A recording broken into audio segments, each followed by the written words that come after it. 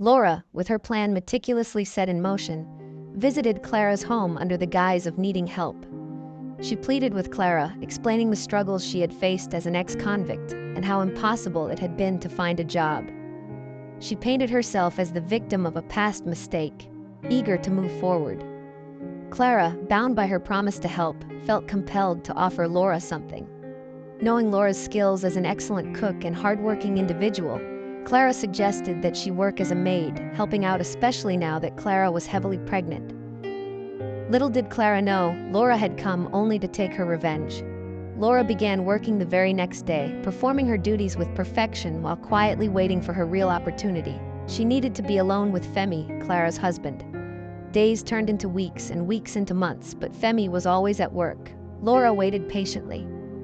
Then at last, the day came. Femi was home, and Clara had gone for her prenatal checkup. Lora seized the moment. She approached Femi, her voice soft yet filled with emotion. "Do you really not know who I am?" she asked, her eyes pleading. "Have you forgotten everything we once had, Femi? The love we shared?" Femi stared at her, confused. "I don't recall. Do I know you?" he asked, his brow furrowed. Lora was stunned. "How can you not remember me, Femi? I used to be." Before she could finish, Femi cut her off sharply. "Don't do this," he said sternly. "Your madam is not around, and you think you can use this opportunity to flirt with me? Do you believe I'm like other men who betray their wives for anything in a skirt? I don't know what game you're playing, but I won't allow you to disrespect my wife in her absence. Whatever you have to say it in front of both of us." He turned and walked away, leaving Lora humiliated and enraged. How could it be that Femi had truly forgotten her? It didn't make sense. Something far deeper was at play, and she knew it. The man who once loved her with every fiber of his being now looked at her as a stranger. Lora was determined to reclaim what was hers, and she wasn't going to give up without a fight. She devised a new plan.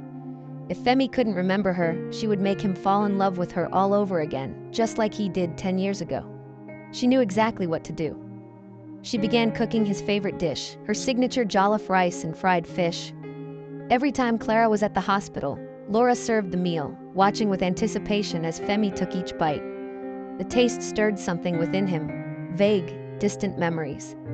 Night after night, Femi stayed awake, troubled by the strange recollections the food triggered.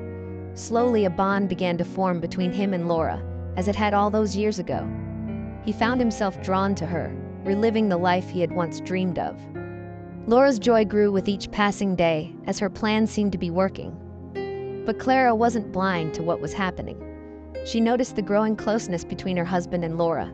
It gnawed at her, especially when Femi began refusing the meals she prepared for him, only wanting what Lora made.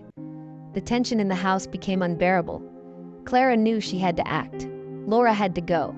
Yet it wasn't that simple. Clara felt trapped. She had promised Lora a job, and she owed her for past mistakes. How could she simply throw her out without a second thought? In her desperation, Clara turned to her mother for guidance. She was sinking, and once again, she needed someone to save her from drowning. The next day, while both Femi and Clara were away, Lora, eager and excited, made a video call to Purity, Femi's sister. The two talked for hours, reconnecting as old friends. Purity was relieved to see that Lora was doing well, despite the hardships she'd endured. Leaning over the couch in the living room, Lora, in her excitement, began to recount how she had deliberately inserted herself into Clara's home to set her revenge in motion.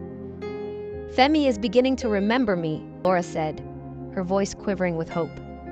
"We're getting your brother back, Purity. Everything's falling into place," she reassured her friend. But in the middle of their conversation, Lora suddenly heard footsteps behind her. She froze, her heart racing.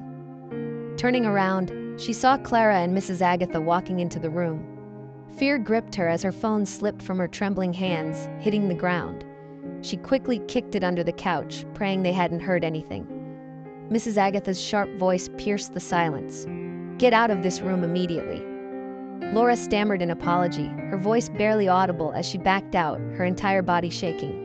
She prayed they hadn't overheard her conversation. Unbeknownst to Lora, the video call hadn't ended. Underneath the couch, Purity was still on the line. "Hello, hello." "Lora, are you there?" Purity said, wondering what happened to the call, seeing that there was no response. Purity was about to end the call when she began to hear Mrs. Agatha and Clara's conversation. Mrs. Agatha's anger filled the room as she scolded Clara. "I told you, Clara, but you never listened to me," she snapped, her voice laced with frustration. "Of all the things you could have done, you brought her into your home? After everything you did to get Femi, knowing the truth that must never come out. Now you're here, telling me she's back with your Femi. I don't know why you don't ever listen." Mrs. Agatha's voice rose with fury. "You're not as smart as I am. Do you think I would have gotten this far by playing fair?" Clara, her voice trembling, tried to explain through her tears. "I didn't know what to do, Mom. You know I owe Lora. No one would employ her, and I thought this was the only way I could help, by giving her some menial jobs. I never thought she'd get close to Femi again like this." But Mrs. Agatha wasn't interested in excuses. Her scolding continued, her voice harsh and unforgiving, raining down blame on Clara, who sat there trembling. All the while, Purity listened from the hidden phone under the couch, hearing every word of their heated conversation. Clara could only take so much as her mother continued to scream at her. Finally, her anger bubbled to the surface, and she exploded. "You can't keep blaming me for everything, Mom. You started all of this," she spat, the pain evident in her voice. "After I woke up in the hospital, I told you to drop the case against Lora, but you said it was too late. Your political campaign was at risk. You would have lost the election if there'd been any scandal around your name." Clara's tears flowed freely now as she continued, her voice cracking. "The news said I was killed because of the electoral competition. You told the press that Lora might have been sent by your opponent to take my life.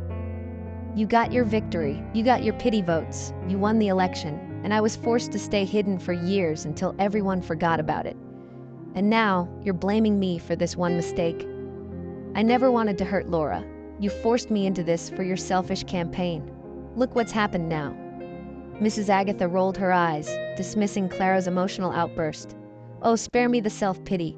You're just as guilty as I am. Haven't you enjoyed all the perks my election win brought you? Ungrateful child." She scoffed. "You wanted Femi, didn't you? Well, you got him. Now you're trying to act all righteous?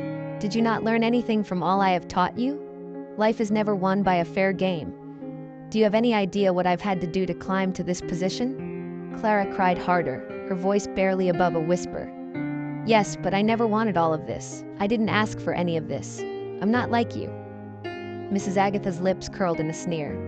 "No, you didn't ask for it, but you agreed to it, didn't you?" she taunted. "We planned Femi's accident together, didn't we? Or are you pretending to have selective memory now? The night you followed him on the road, you drove towards him at a very high speed, shining your headlights into his eyes, blinding him. He lost control of his car, and the accident happened. You knew he couldn't swim, and yet you let him fall into the water. You got him out, sure, but then you paid the doctor to inject him with drugs that wiped his memory.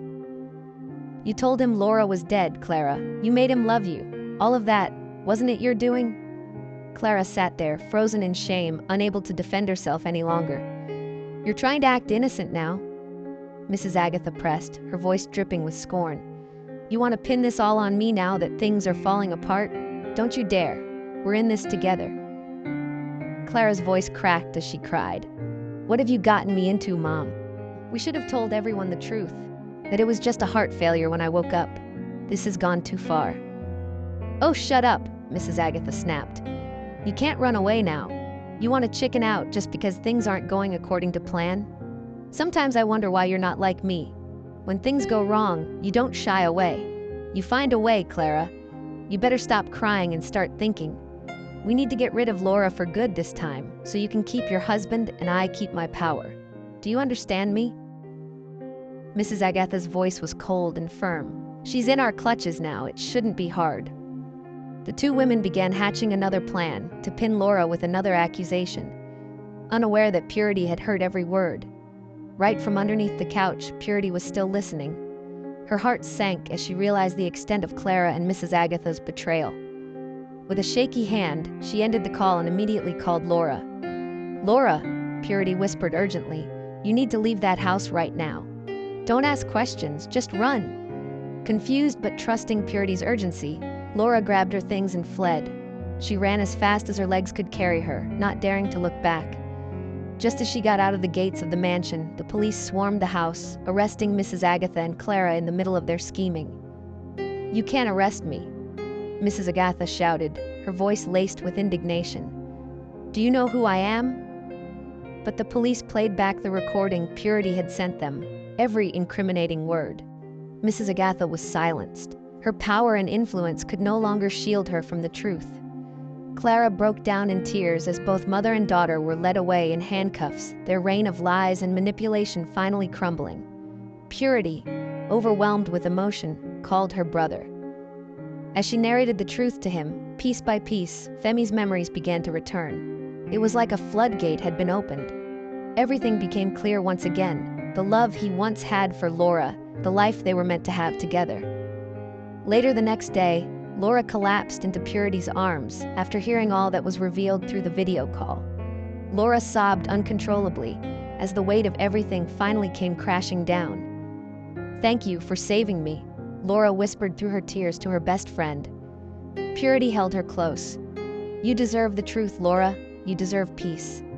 They clung to each other, both crying for the years of pain and loss Lora had endured. In time, Femi fully regained his senses after undergoing series of therapy and proper medication. He sought Lora out, holding her tightly and pleading, with his eyes filled with tears. "Lora, forgive me.